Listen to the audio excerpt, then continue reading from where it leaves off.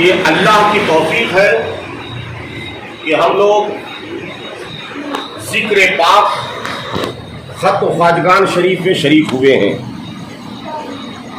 اور ایسی محفلیں نصیب اور مقدر سے کبھی کبھی کسی کو کہیں نصیب ہوتی ہے۔ سرکار غوث اعظم پیران پیر دستگیر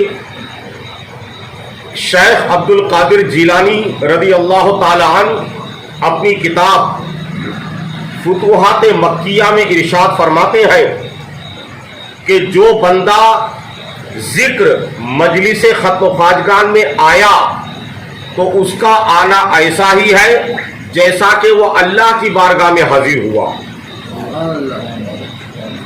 اسی طرح شیخ اکبر محی الدین ابن عربی رضی اللہ تعالی عنہ اپنی کتاب فتوحات مکیہ میں ارشاد فرماتے ہیں کہ ذکر مجلس خط و خواجگان میں جو بھی دعا مانگی جاتی ہے اللہ تعالیٰ اس دعا کو ضرور اپنی بارگاہ میں قبول فرماتا ہے۔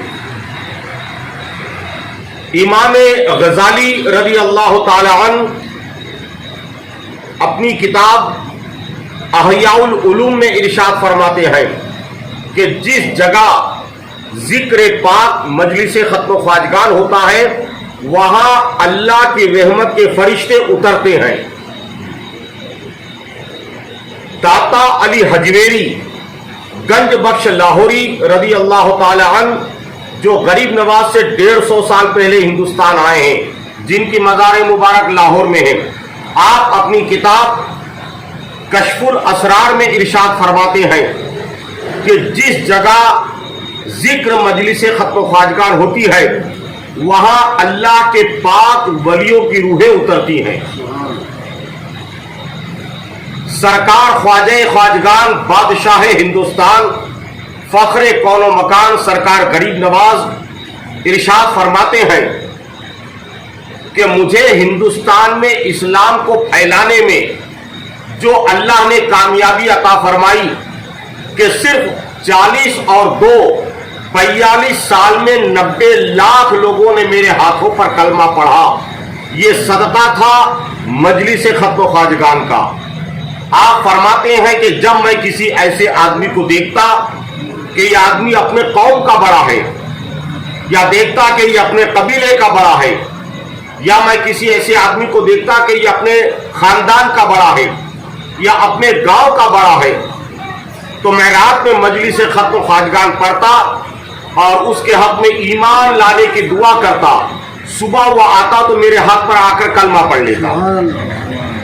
اگر وہ قوم کا بڑا ہوتا تو اس کے ساتھ اس کی ساری قوم اسلام قبول کر لیتی، اگر اپنے قبیلے کا بڑا ہوتا تو اس کے ساتھ اس کا سارا قبیلہ اسلام قبول کر لیتا، اگر وہ اپنے خاندان کا بڑا ہوتا تو اس کے ساتھ اس کا سارا خاندان، اور اگر اپنے گاؤں کا بڑا ہوتا تو اس کے ساتھ اس کا سارا گاؤں اسلام قبول کر لیتا۔ اس طرح خط و خواجگان کی برکتوں سے اللہ تعالیٰ نے 42 سال میں 90 لاکھ لوگوں کو میرے ہاتھ پر کلمہ پڑھنے کی توفیق عطا فرمائی۔ اسی طرح سلطان عالم پناہی، در تاج کج کلاہی، زری زربخش سیدنا خواجہ نظام الدین اولیاء محبوب الہی رضی اللہ تعالیٰ عنہ کا قول فوائد الفواد میں نقل ہے۔ آپ فرماتے ہیں کہ جن بندوں کو اللہ کا قرب نصیب ہوا وہ ذکر الہی خط و خواجگان کے طفیل، اور آئندہ بھی جو بندہ خدا کا قرب حاصل کرے گا وہ ذکر خط و خواجگان ہی کے طفیل کرے گا۔ یہ اللہ کی بڑی توفیق ہے کہ خدا نے مجھے، میرے ساتھ آپ سب کو پیر طریقت بابا شیخ محمد سیلانی صاحب نقشبندی ان کے اس نئے مکان میں ذکر کرنے کی ہمیں رب نے توفیق عطا فرمائی۔ ایک بات اور بتا دوں، اپنے ذہن میں کوئی یہ نہ آنے دے کہ میں آیا اور میں پڑھ رہا ہوں، نہیں، یہ سوچ شیطانی وسوسہ ہے۔ اللہ کے نبی علیہ السلام فرماتے ہیں کہ اللہ تعالیٰ جس بندے کے ساتھ بھلائی کا ارادہ کرتا ہے उस बंदे को अपने जिक्र की मजलिस में आने की तौफीक अता फरमा देता है। मुझे और आपको ये तौफीक किसने दी? तुम लोग गूंगे तो नहीं हो?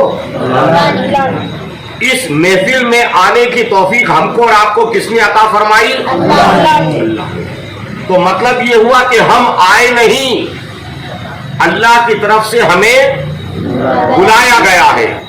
इसीलिए अनवर फर्रुखाबादी ने एक बहुत अच्छा शेर कहा था 1942 में कि जिसे चाहा दर पे बुला लिया, जिसे चाहा अपना बना लिया, ये बड़े करम के हैं फैसले, ये बड़े नसीब की बात है। अल्लाह रब्बुल आलमीन की मेहरबानी है कि हम लोग इस महफिल में आज शरीक हुए हैं। आधे से पौन घंटे की महफिल है। हमको अपने रब को याद करना है, अपने रब को राजी करना है, अपने रब को खुश करना है। हमारा परवरदिगार अगर आज इस महफिल के बहाने ही समझो अगर राजी हो गया तो हम मुकद्दर के सिकंदर होंगे। बेटा एक काम करो, वो नसीम बाबा साहब की कुर्सी यहीं लगा दो करीब।